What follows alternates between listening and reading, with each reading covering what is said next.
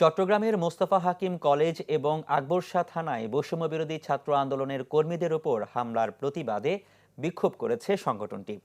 বিকেলে চট্টগ্রাম প্রেসক্লাবের সামনে আয়োজিত বিক্ষোভে বৈষম্যবিরোধী ছাত্র আন্দোলনের কর্মীরা অভিযোগ করেন, জুলাইয়ে যে ছাত্রদল তাদের সহযোদ্ধা ছিল, আজ তারাই ছাত্রলীগ হয়ে ওঠার চেষ্টা করছে। ছাত্রদলকে ছাত্রলীগের পদ থেকে সরে আসার আহ্বান জানান শিক্ষার্থীরা। অন্যথায় তাদের পরিণতিও ছাত্রলীগের মতো হবে বলে হুঁশিয়ারি দেন বৈষম্যবিরোধী ছাত্র আন্দোলনের কর্মীরা। মহানগরের আহ্বায়ক আরিফ মঈনুদ্দিন, সদস্য সচিব নিজামুদ্দিন এবং গণতান্ত্রিক ছাত্র সংসদের যুগ্ম আহ্বায়ক খান তালাত মাহমুদ রাফি এতে উপস্থিত ছিলেন। আপনারা ছাত্রলীগের ইতিহাস দেখেন, তাদের কিরকম পরিণতি হয়েছিল। তারা এখনো পর্যন্ত গর্তে থেকে চিল্লাচ্ছে, আপনারা গর্তে পালাবার জায়গাও পাবেন না।